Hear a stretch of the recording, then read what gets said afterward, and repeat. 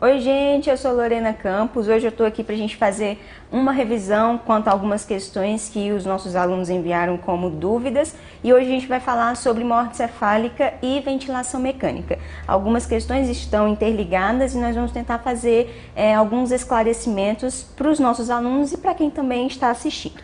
Então vamos lá. A primeira questão é de 2016 e ela fala o seguinte: coma é a impossibilidade de acordar o paciente mesmo com estímulos intensos.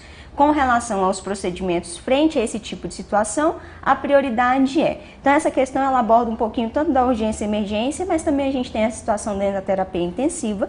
E aí, nos casos de morte encefálica, a gente identifica a necessidade de algumas atividades. Nesse caso, a gente fala de coma de forma geral, e aí ele dá as possibilidades. A primeira fala estabilizar a via aérea. Então, a necessidade de um paciente em coma que não esteja com as vias aéreas preservadas é de justamente a gente manter a via aérea preservada para manter a boa ventilação desse paciente, né? A perfusão tecidual adequada. A segunda, imobilizar a coluna cervical. Então, nesse caso, na questão, ele não está falando em nenhum momento a respeito de trauma, tá? Letra C, oferecer oxigênio, mas nesse caso, se o paciente está em coma, o oxigênio vai ser oferecido após a estabilização das vias aéreas. Letra D, administrar glicose endovenosa. E letra E, realizar exames. Então, isso é uma situação pós-estabilização das vias aéreas, né? Então, no caso de um paciente comatoso, que não tenha estímulos nenhum, a gente tem que prioritariamente estabelecer as vias aéreas. E a gente, como enfermagem, vamos providenciar todos os materiais para que isso seja realizado de acordo com o tempo hábil para manter a perfusão adequada desse paciente. Portanto, nesse caso, a resposta adequada é a resposta à letra A, estabilizar as vias aéreas. Essa próxima questão é de 2012, ela já fala sobre morte encefálica. Então, a pergunta é a seguinte: a morte encefálica é definida como parada total e irreversível das atividades encefálicas e equivale, para fins de remoção de órgãos para transplante, à morte clínica, ou seja, a morte, por exemplo, de parada cardíaca. Assinale a alternativa que indica a condição que permite o diagnóstico de morte encefálica. Novamente, assinale a alternativa que indica a condição que permite o diagnóstico de morte encefálica. O que pode causar uma morte encefálica? Qual a situação clínica que, evoluindo no seu curso natural, que não pode ser reversível ao longo do atendimento clínico, culmine numa morte encefálica? Então, a primeira resposta que ele traz é uma lesão axonal difusa após um trauma. Então, a principal causa atualmente de morte encefálica hoje no Brasil é decorrente de traumas, né, de acidentes automobilísticos, trauma crânioencefálico grave. A primeira questão, então, fala sobre lesão axonal difusa pós-traumática, lesão dos axônios pós-trauma. Letra B, ele fala intoxicação por barbitúricos, benzodiazepínicos. Letra C. Letra D, neuropiléticos. E letra D, hipotermia. Então, nada que tem atividade psicoativa, nenhum medicamento psicoativo deve ser considerado como causa de um coma e posteriormente uma morte cefálica. Então, os pacientes que estiverem sobre o uso de qualquer psicoativo, sedação potente, sedanalgesia potente de longa data, esses pacientes eles devem ter a interrupção. Se for suspeita de morte encefálica, deve-se interromper o uso desses psicoativos para que se avalie de fato a atividade neurológica, tá? Então, nesse caso, a gente já exclui as duas. A hipotermia também não entra nessa questão, portanto, a possibilidade de levar um paciente à morte encefálica nesta questão é a letra A, que fala sobre a lesão axonal difusa. Então, aqui eu trouxe até uma imagem para vocês observarem quando há o rompimento dos axônios, quando eu perco a conexão e aí posteriormente existe um diagnóstico de morte cefálica, tá? Nesse caso também por por trauma, que foi o que a questão deixa eu limpar aqui, que eu tenho a mania de deixar tudo sujo, que nesse caso foi o que a questão te proporcionou compreender, que é uma lesão pós-trauma, tá? Então, portanto, a resposta adequada nessa questão é a letra A, lesão axonal difusa. E aqui eu trouxe para vocês só para a gente confirmar a questão dos psicoativos, que a resolução de 2017, a 2173, ela substitui, nós vamos ter uma oportunidade para falar só sobre essa resolução, substitui a de 97, que é a 1480, e aí ela fala assim, ó, eu vou ler todo o comentário que eu trouxe, que é direto da resolução, e aí a gente vai dar ênfase no que realmente interessa para a gente. Ó, o teste de apneia deverá ser realizado uma única vez, e isso é para constatar a morte encefálica. Então, quando a gente tem a suspeita de um paciente em morte cefálica, existe todo um critério para poder constatar a morte encefálica. Nós da enfermagem, a gente trabalha de uma forma complementar a esse diagnóstico, mas somos nós que observamos as primeiras situações que nos indicam, opa, esse paciente ele pode ter evoluído para morte cefálica. E aí o teste da apneia é um desses testes, só contextualizando para vocês, é um desses testes que a gente tem que fazer para dizer se realmente esse paciente está em morte cefálica. E aí a resolução fala o seguinte: esse teste deverá ser feito por um médico responsável pelo exame clínico e deverá comprovar a ausência de movimentos respiratórios na presença de hipercapnia. E aí no parágrafo único do artigo 4º ele fala: nas situações clínicas que cursam com a ausência de movimentos respiratórios de causas extracranianas ou farmacológicas, é vedada a realização do teste de apneia. Portanto, se esse paciente tiver sobre o uso de sedanalgesia, de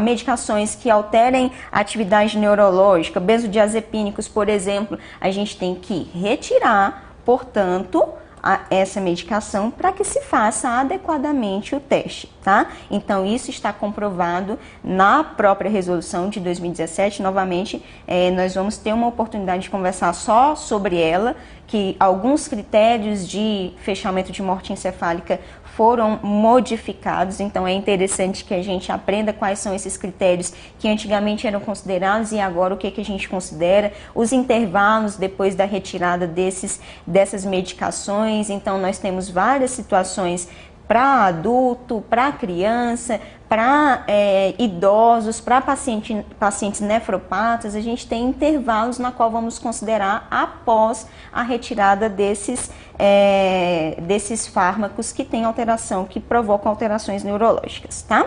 Então vamos adiante. Aqui eu trouxe, não está a referência, mas essa é uma tabela retirada de um manual do Albert Einstein, e aí ele fala sobre as drogas que causam depressão do sistema nervoso central e mais ou menos a meia-vida dessas drogas. Então, por exemplo, o fentanil tem uma meia-vida de 3 a 7 horas, então isso aqui é só para vocês terem uma noção, e a gente, como eu falei, vai tratar de uma forma muito mais profunda quando falarmos sobre a legislação, tá? Então, o fentanil, midazolam, e esses aqui são os intervalos que essa droga precisa para poder sair, né, não estar mais dentro do nosso corpo. Então, esses intervalos são considerados, e pacientes sobre o uso dessas drogas, que são depressores do sistema nervoso central, devem ser retirados do uso da mesma para poder abrir o protocolo de morte cefálica.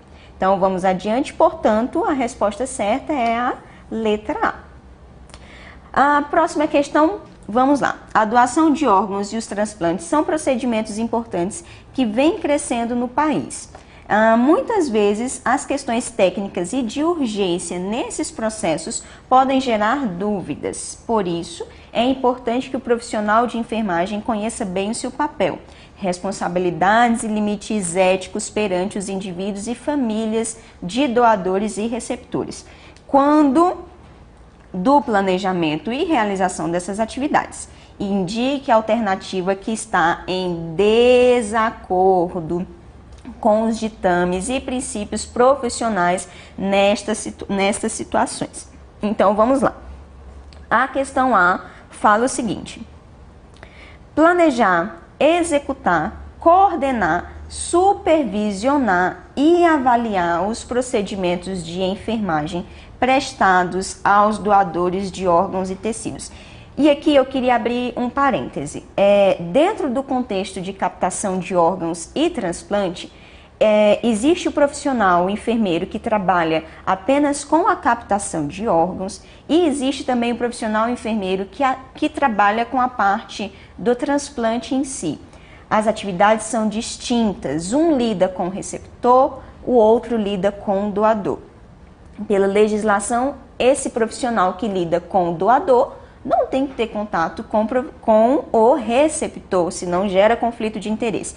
Então, quando a gente for estudar um pouco mais sobre a legislação, nós vamos ver que existem atividades distintas, mas que às vezes as questões trazem no contexto geral. Então, nesse caso aqui, a questão fala no contexto geral, de doação e transplante, tá? Nessa primeira questão, na primeira que ela pede para a gente julgar, ela está falando sobre o profissional que trabalha com captação de órgãos, né? Que existe um núcleo chamado CIDOT. Esse profissional que trabalha com captação de órgão, ele de fato planeja, executa, coordena, supervisiona e avalia os procedimentos de enfermagem prestados ao doador de órgãos e tecidos. Então, essa questão ela é verdadeira, ela está pedindo então que está em desacordo. A letra B fala: promover a eutanásia ou participar em prática destinada a antecipar a morte do cliente. Opa, esse negócio aqui tá meio esquisito, né? Então vamos para a próxima. Desenvolver e participar de pesquisas relacionadas com o processo de doação e transplante. Prescrever intervenções de enfermagem para os diagnósticos reais, potenciais e de bem-estar, independente se esse paciente está em morte encefálica. E aqui eu abro um parêntese. A maior dificuldade que os profissionais têm é de entender que esse paciente, mesmo morto, é um cadáver. O paciente que está em morte encefálica é um cadáver, tanto que a gente fala doador cadáver. Então, esse paciente que está em morte encefálica, ele deve receber cuidados como um paciente crítico, uma vez que ele é um potencial doador.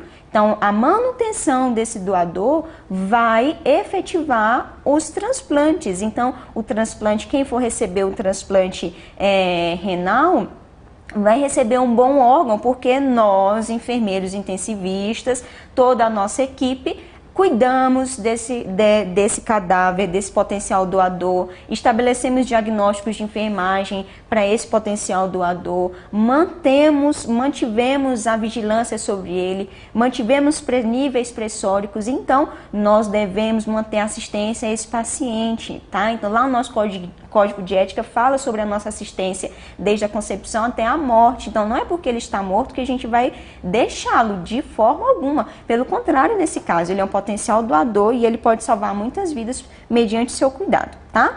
Letra E, entrevistar o responsável legal do doador, solicitando o consentimento livre e esclarecido por meio de autorização da doação de órgãos e tecidos por escrito. Essa aqui também é uma atividade do profissional da CIDOT, da Comissão Interna de Doação de Órgãos e Tecidos para Transplante, tá? Então a gente vê que a gente tem uma junção assim de todos os papéis, mas eu quero deixar claro para vocês que existe o papel do enfermeiro da captação de órgãos e existe o papel do enfermeiro do transplante, que é muito mais ambulatorial, de acompanhamento pós-transplante, tá? De verificar situações clínicas, algum tipo de intercorrência. Então são atividades distintas. Vamos para os comentários.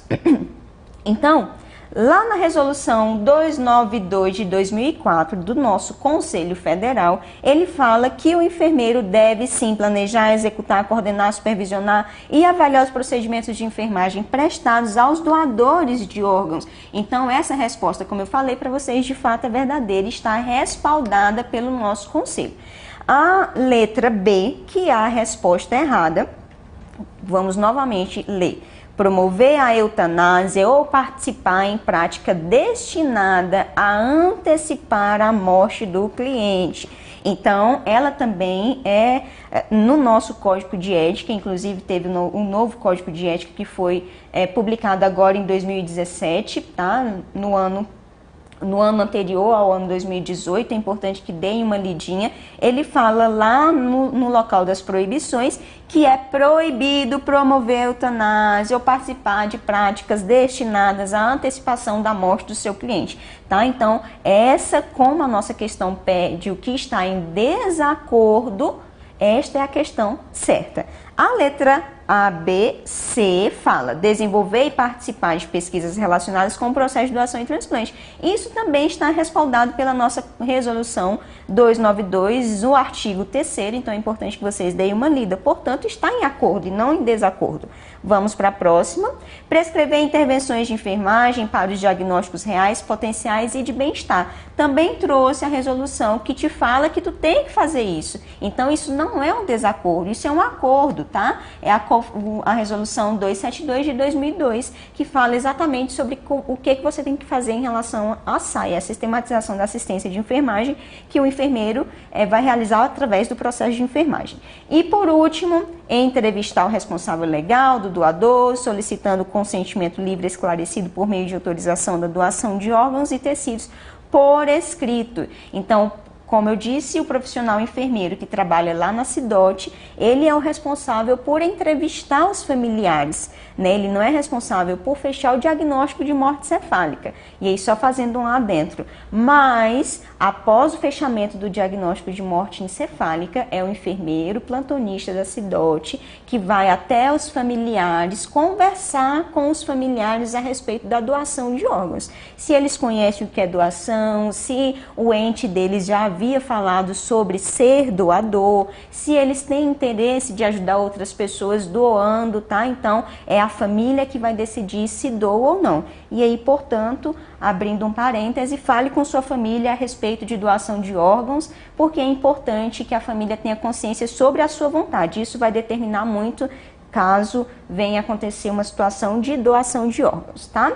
Então, essa afirmativa está lá também na 292 de 2004, que fala sobre as nossas atividades como enfermeiro de captação de órgãos. Vamos adiante, então a resposta certa é a letra B, que estava em desacordo, a gente não tem que antecipar a morte de ninguém, tá? A próxima questão, ela diz o seguinte... deixa eu só tomar uma aguinha rapidinho, para aí, só um minutinho. Prontinho. Então vamos lá. A atuação do enfermeiro no processo de doação de órgãos e tecidos é desafiadora e, nesse contexto, ainda se depara com falta de notificação da morte encefálica e falhas na manutenção dos órgãos para captação como fatores dificultadores à efetivação da doação. Enfermeiros intensivistas, estudem a respeito de manutenção do potencial doador. Nós temos perdido muitos doadores por conta da falta de manutenção, da cultura da equipe de não querer manter aquele paciente por achar que já está morto, não compreende que pode salvar vidas. Então, enfermeiro intensivista, estudem, profissionais que querem entrar na área, estudem a respeito disso, porque não é raro a gente encontrar essas situações. Então vamos lá, dadas as afirmativas, vou ler novamente. A atuação do enfermeiro no processo de doação de órgãos e tecidos é desafiadora e, nesse contexto, ainda se depara com a falta de notificação de morte cefálica e falhas na manutenção dos órgãos para captação como fatores dificultadores à efetivação da doação. Dadas as afirmativas, vamos julgar. Primeira, o enfermeiro desempenha um cuidado especializado em relação à proteção, promoção e reabilitação da saúde dos candidatos, receptores e familiares. Segunda questão. O enfermeiro aplica a sistematização da assistência de enfermagem, baseando o cuidado em evidências e integrando a pesquisa e prática clínica. Terceira, o enfermeiro atua em transplante junto à comunidade, na promoção e suporte em educação para a doação de órgãos. E quarta, o enfermeiro no processo de transplante restringe suas atribuições ao cuidado intra-hospitalar. Então, só colocar aqui os comentários e aí eu vou partir logo para o comentário da quarta questão. Como eu falei, nós temos profissionais que trabalham na parte da captação de órgãos e, de fato, não tem como trabalhar na parte de captação de órgãos se não for dentro do hospital. E temos os profissionais enfermeiros que trabalham no ambulatório, na questão do transplante, e esse profissional não se restringe a atividades intra-hospitalares, né? Então, tem muitos pacientes, os pacientes são acompanhados, inclusive, de casa, né? Então, pós-transplante, passou pela fase de adaptação, reabilitação, teve alta, foi para casa. Esse profissional enfermeiro continua atendendo esse paciente, acompanhando esse paciente, sinais e sintomas desse paciente, qualquer coisa que tenha acontecido, ele está atento. Esse é o profissional do transplante do ambulatório que acompanha não só intra-hospitalar. E aí vamos aqui para os comentários. Nós falamos da resolução 292 de 2004 e aí ela fala assim, ó. O enfermeiro desempenha um cuidado especializado em relação à proteção, promoção e reabilitação da saúde. Ok, isso está lá na 292. Ele aplica a sistematização da assistência de enfermagem baseando o cuidado em evidências e integrando a pesquisa à prática clínica. Ok, isso está lá na 292. Terceira, o enfermeiro atua em transplante junto à comunidade na promoção e suporte em educação para a doação de órgãos. Ok, também está lá na 292. O que não está é essa questão de que ele restringe apenas no intra-hospitalar. Não, pelo contrário, tá? O da CIDOT, sim. Então, olha, vamos lá na afirmativa. O enfermeiro no processo de transplante, não é captação e transplante, transplante. Então, ele está falando do enfermeiro de transplante. Restringe suas atribuições ao cuidado intra-hospitalar. Errado, tá? Então, a questão errada é a quarta, sendo, portanto, a escolha letra D, sendo a afirmativa 1, 2 e 3 apenas as corretas, tá bom? Então, vamos adiante.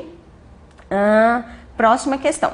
Paciente está internado na UTI em ventilação mecânica, sem sedação há 24 horas e reflexo fotomotor ausente.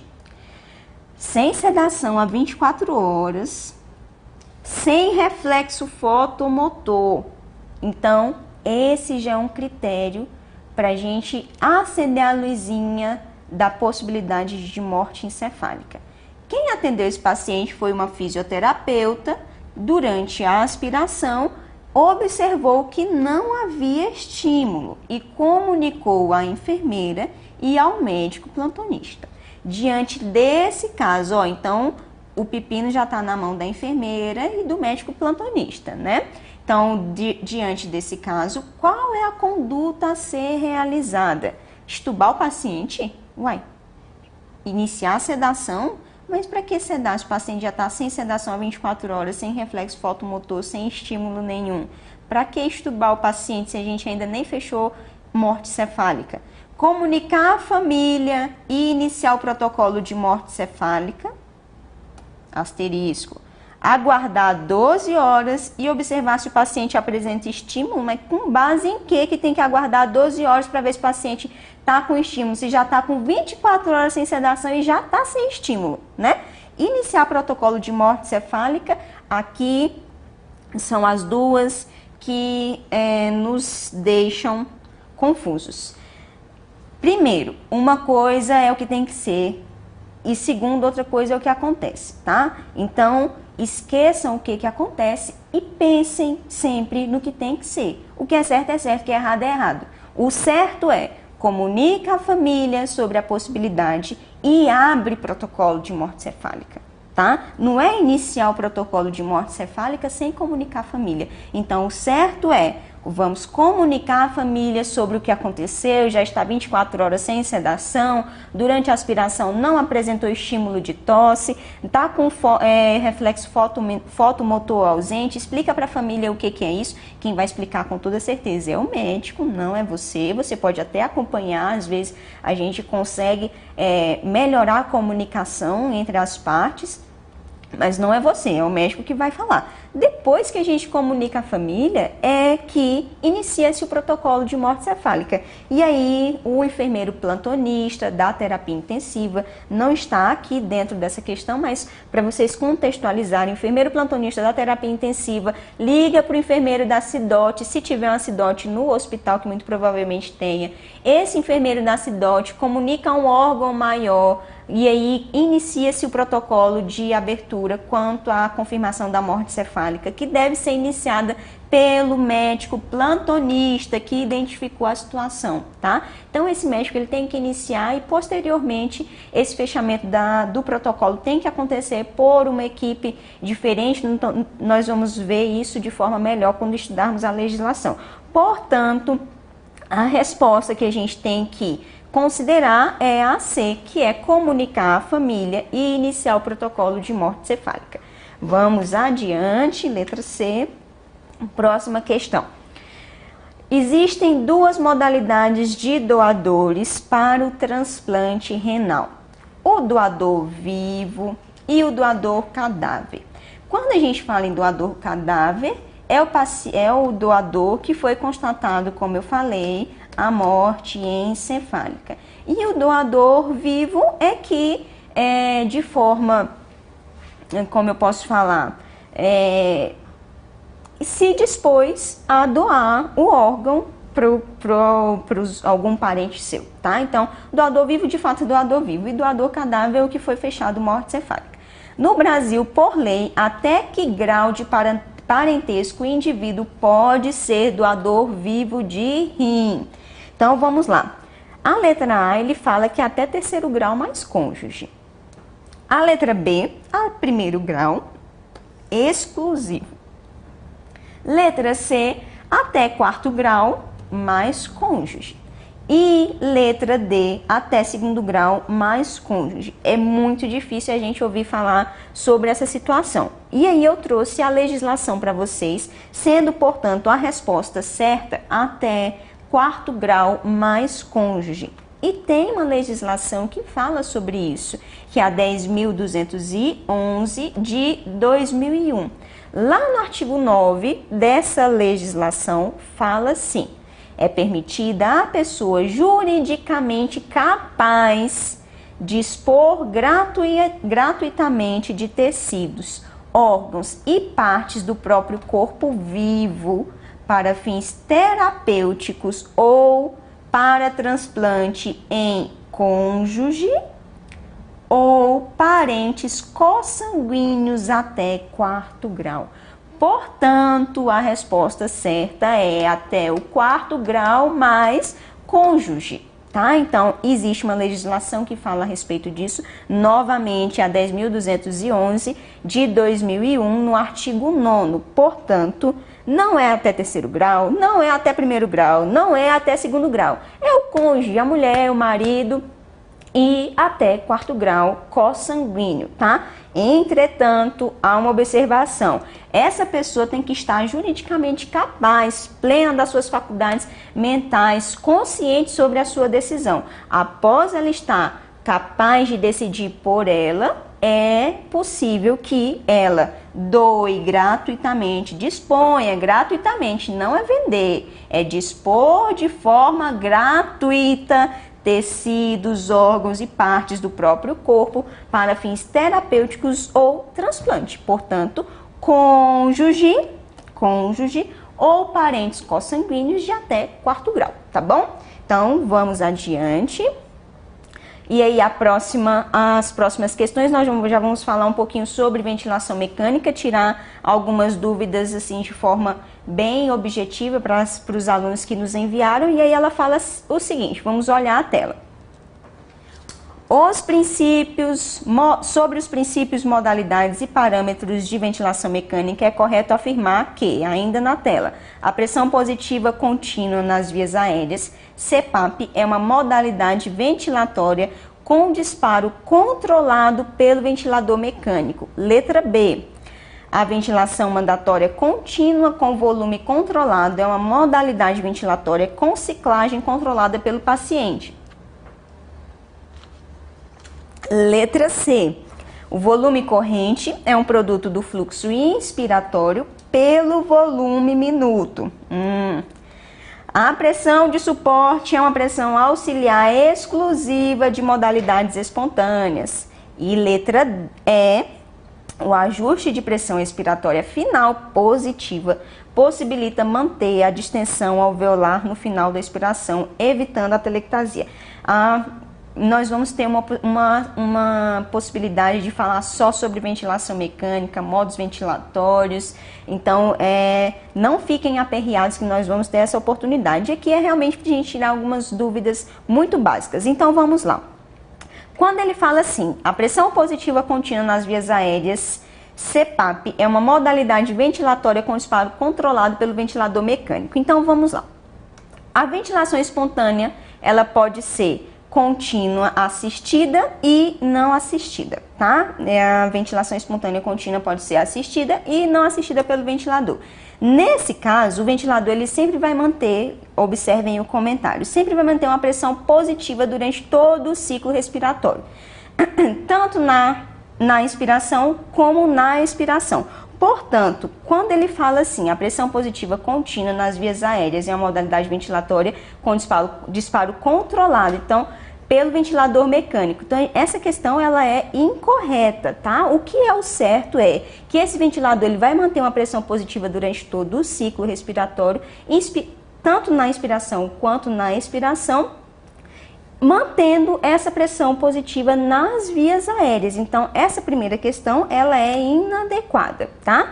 A letra B, ela fala o seguinte: a ventilação mandatória contínua com volume controlado é uma modalidade ventilatória com ciclagem controlada pelo paciente.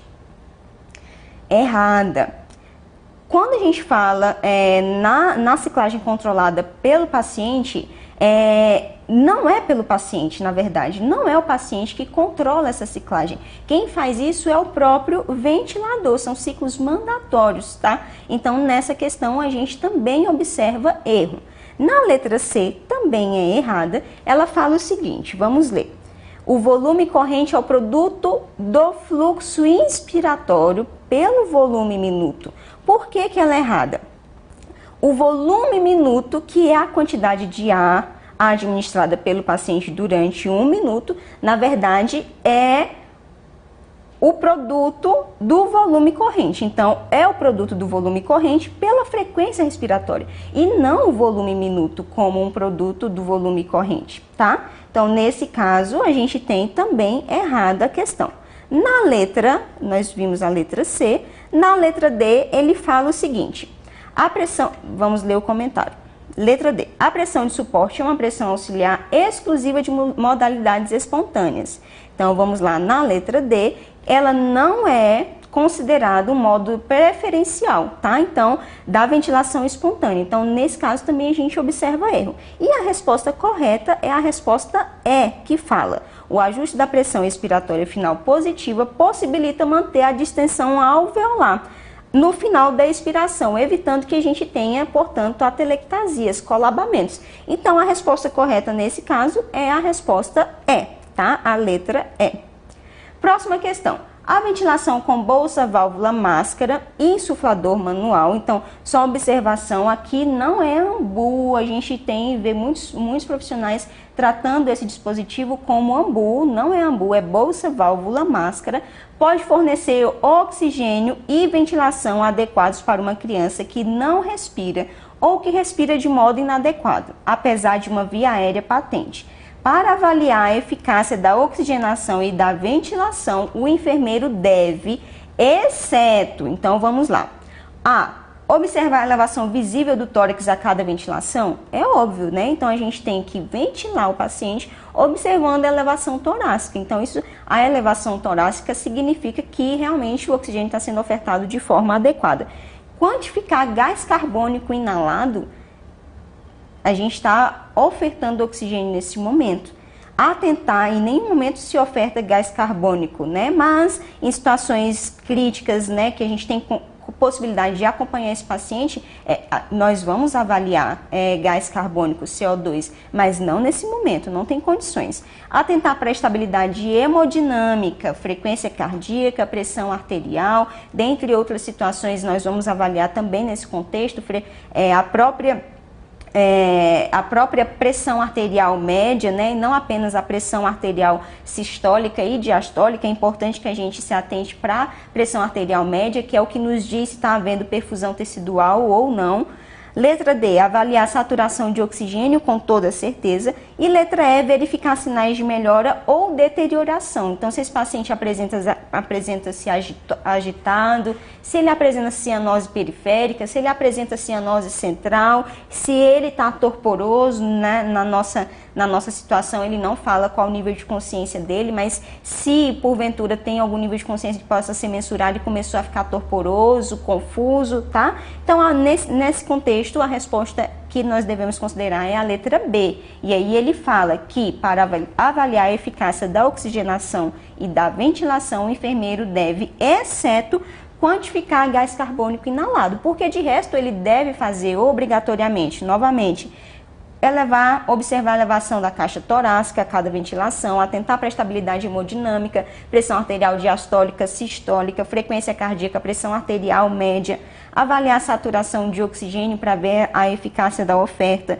verificar sinais de melhora ou deterioração se esse paciente apresenta-se agitado, cianose periférica, cianose central, todas essas situações são necessárias durante esse procedimento, exceto quantificar gás carbônico, tá? Portanto, a letra que nós vamos considerar é a letra B. Então, são essas as questões que nós trouxemos de dúvidas que enviaram para a gente. Eu espero que vocês tenham aproveitado. Se ainda ficou alguma dúvida a respeito do que a gente conversou, pode enviar novamente. Se tem outras dúvidas a respeito de outras situações relacionadas à terapia intensiva, fiquem à vontade, a gente está aqui para ajudar vocês. Nós vamos preparar aulas para poder retirar todas as dúvidas das aulas que vocês viram sobre o conteúdo. Então, aqui nós fizemos um apanhado das últimas situações e estamos à disposição. Espero que tenham gostado. Até mais, foi um prazer.